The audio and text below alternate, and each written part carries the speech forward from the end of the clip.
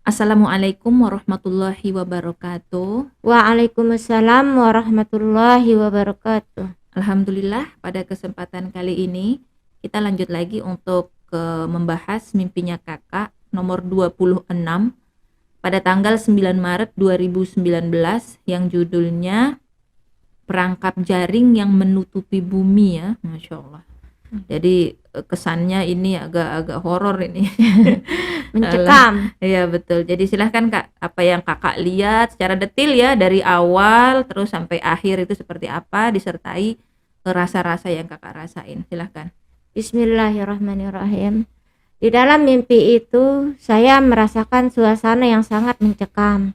Saya lihat keadaan langit dan di sekitar tempat yang saya lalui, baik di kota, saya ke sana kemari, kemana saya pergi di jalan sampai simpang jalan, di ujung jalan, dari kota sampai ke pelosok desa, saya terus melihat jaring yang ada di atas apa namanya, atas bumi itu, yang di atas kota itu menutupi seluruh wilayah itu, gitu. Kemanapun seperti rasa terperangkap di situ. Bukan hanya saya, semua orang di situ. Kacau balau semua, terlihat panik di situ. Tapi yang saya lihat terkesan di sini, orang-orang yang saya lihat panik itu, mereka adalah orang-orang tua yang sangat mengkhawatirkan keadaan.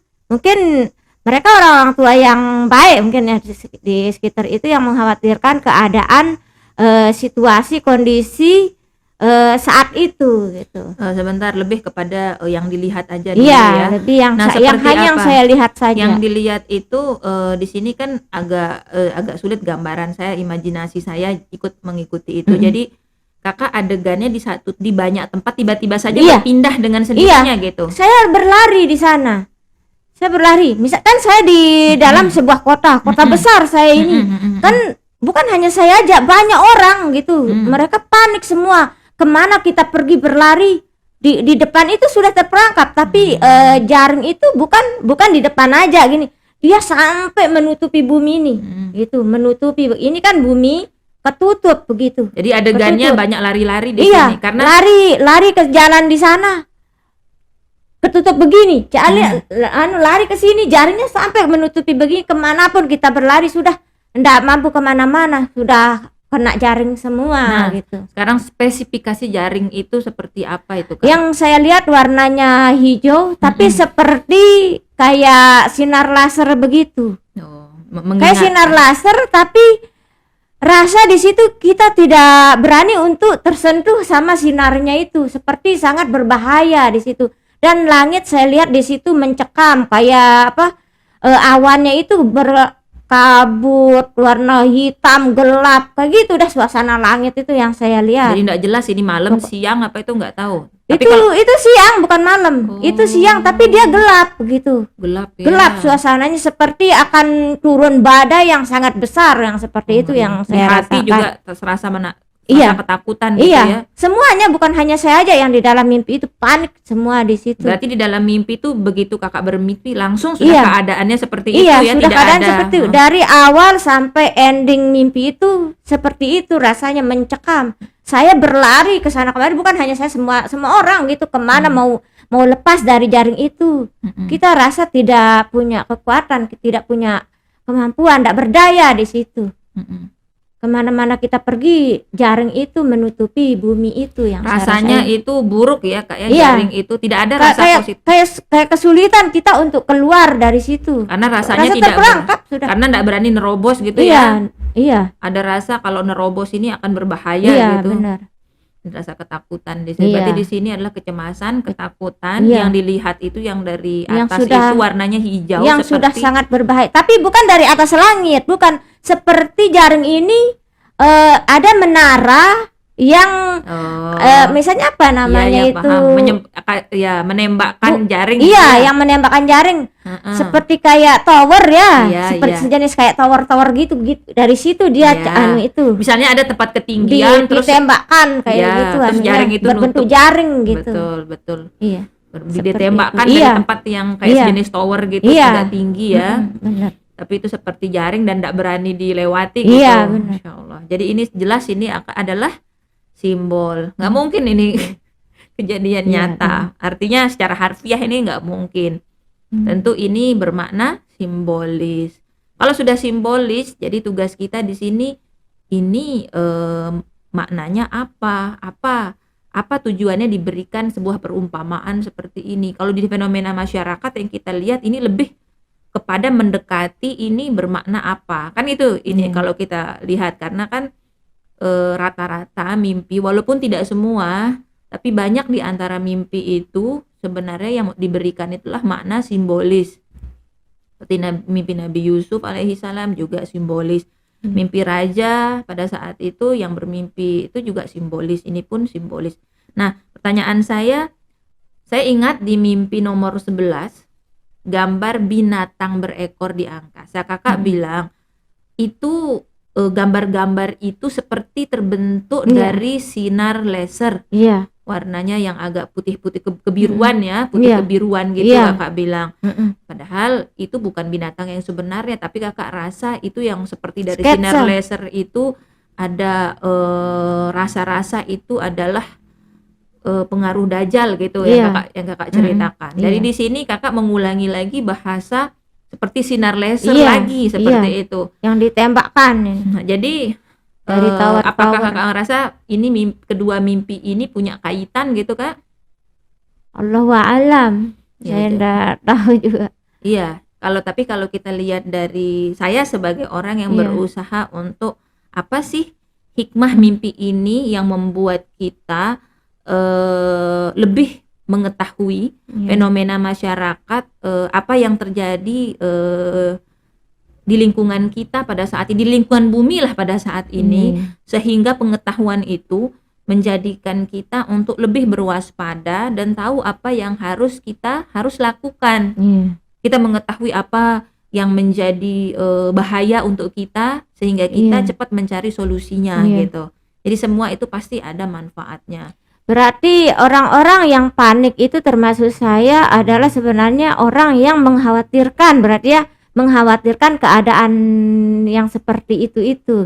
Betul. Tapi semuanya kan panik. Iya, gitu. Semuanya panik. Makanya orang-orang yang panik-panik yang saya lihat itu semuanya orang yang mengkhawatirkan keadaan yang seperti yang itu terjadi gitu. Ini berarti ini baik. Jadi kalau menurut analisa saya ini lebih kepada apa sih zaman sekarang ini yang dimana-mana orang itu mudah terkena pengaruh buruk darinya melewati apa?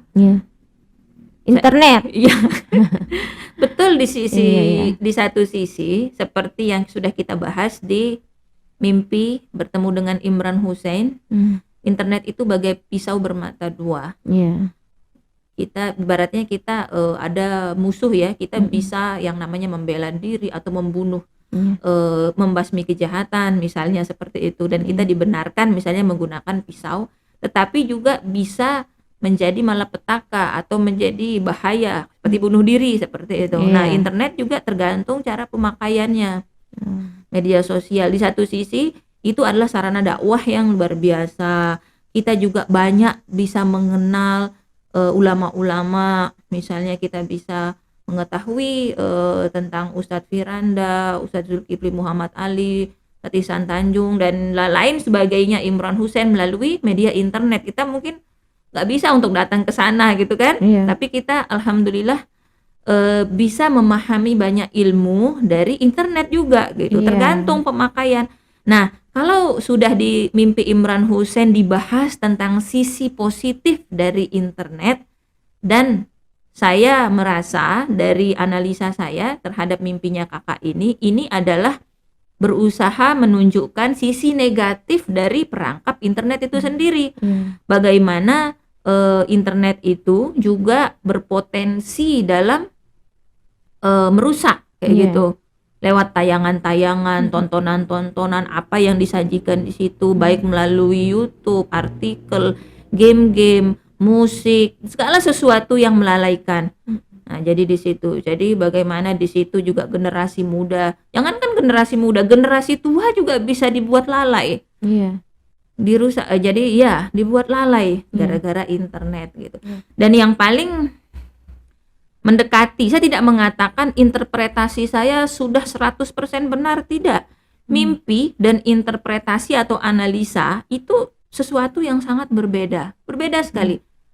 Seperti apa sih arti mimpinya kakak yang sebenarnya? Allahu a'lam, Allah yang maha tahu. Tetapi kita di sini tentu berusaha melakukan pendekatan untuk memahami selama isi otak kita, setelannya, isinya bagaimana ini bermanfaat untuk memotivasi saya untuk semakin dekat dengan ilmu Al-Quran, menjadikan diri lebih baik gitu. Jadi tergantung bagaimana arah kita setir ini gitu kan. Walaupun memang ini juga nggak sesuka-suka kita dalam menafsirkannya gitu, tetapi kita mengatakan pendekatan mungkin yang paling bermanfaat untuk kita pahami hikmahnya agar kita paham betapa sebenarnya dahsyat sekali pengaruhnya internet ini kalau tidak digunakan sebagaimana mestinya gitu, kalau tidak pada tempatnya. Karena ini sudah di luar kendali kita yang namanya internet ini, HP di mana-mana. Di mana-mana yang namanya perangkap itu kan, dan ini memiliki pengaruh yang negatif juga. Jadi bagi saya itu berarti gini, di akhir zaman ini semua ilmu itu sudah ditumpahkan gitu. Maksudnya bagaimana ini kan sudah menjelang akhir zaman. Jadi semua ilmu yang dahulu, ilmu agama yang waktu zaman Rasulullah itu ditumpahkan, sekarang dibuka gitu tabirnya semua media internet seiring juga.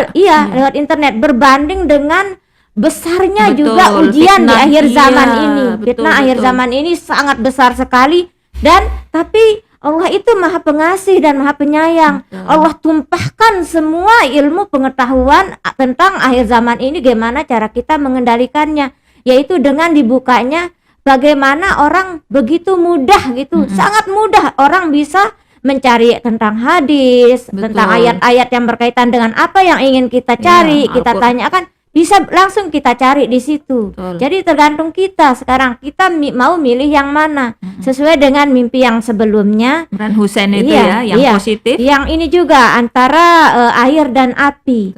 Bagaimana kita bisa supaya kita bisa tahu mendeteksi Al-Furqan itu mana air dan mana api. Gitu.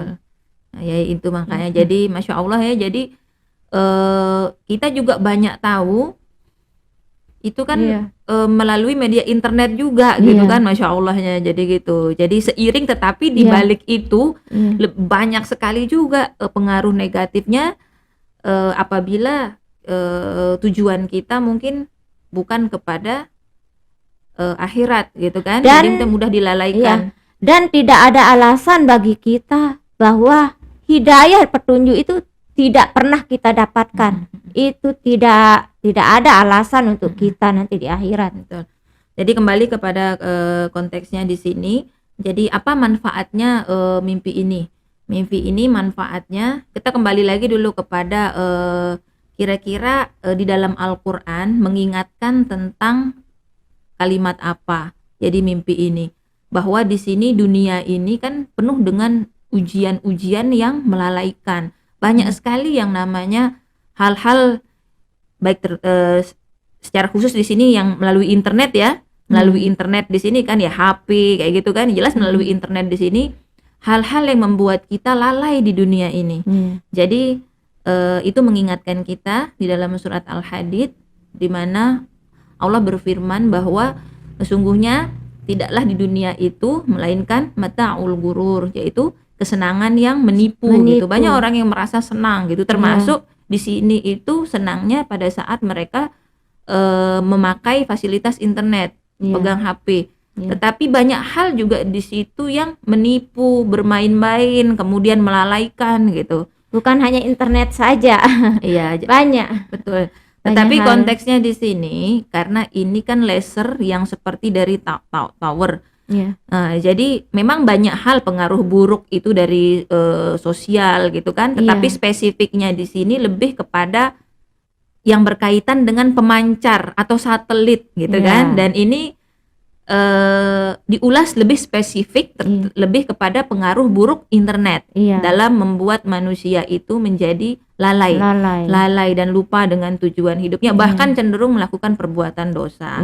Jadi kita lebih kepada simak ya, mana saja ayat-ayat di dalam Al-Quran itu, ada contohnya satu di Al-Hadid dan banyak di surat-surat lainnya, yang bagaimana Allah menekankan, mengingatkan kita berulang-ulang, memberi peringatan bahwa dunia itu banyak hal-hal yang melalaikan kita, sehingga kita harus betul-betul waspada, berhati-hati, benar-benar memahami ilmu, yaitu Al-Furqan, yaitu Al-Quran ini, sehingga kita bisa membedakan gitu. Jadi itu yang kaitannya dengan arahan kita untuk belajar Al-Quran ya. Jadi kan kita berusaha nih, harusnya mimpi-mimpi ini membuat kita semakin jatuh cinta lagi, semakin dekat hati kita dengan Al-Quran. Jadi ketika kita lihat fenomena ini, oh iya ya, ada ayat Al-Quran yang sudah mengingatkan kita gitu. Belajarnya memang nggak di mimpi, di Al-Quran, tetapi mimpi-mimpi ini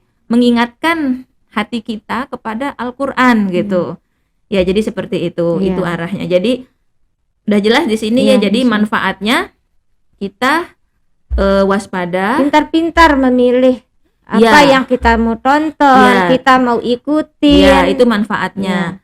Kita benar-benar harus waspada terhadap apa saja yang ditonton untuk anak-anak, untuk keluarga kita. Jadi kita saling menasihati di sini bahwa jangan anggap sepele yang namanya tayangan-tayangan yang bisa mungkin membuat kita lalai, hati kita keras, bahkan mungkin membahayakan bagi iman kita gitu. Jangan dianggap sepele lah seperti itu. Dan ini karena ini berbahaya, kita harus berhati-hati dan gunakanlah internet itu untuk mendekatkan kita kepada Allah. Itu ya. Jadi itu aja. Ada yang ingin Kak tambahin lagi? Mungkin itu saja. Ya, baiklah. Jadi karena itu saja, kita padat aja ya, singkat. Atau saya tambahkan sedikit, misalnya jangan kita juga cepat terpengaruh dengan hal-hal yang viral. Seharusnya apapun yang, kan sekarang orang ngetrennya dengan senang dengan yang viral-viral.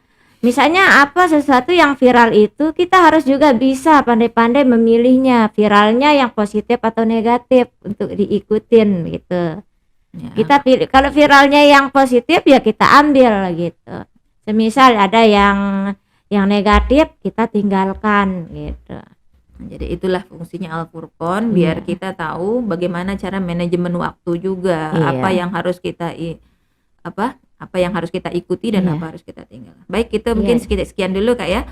Wabillahi taufiq wal hidayah. Wassalamualaikum warahmatullahi wabarakatuh. Waalaikumsalam warahmatullahi wabarakatuh.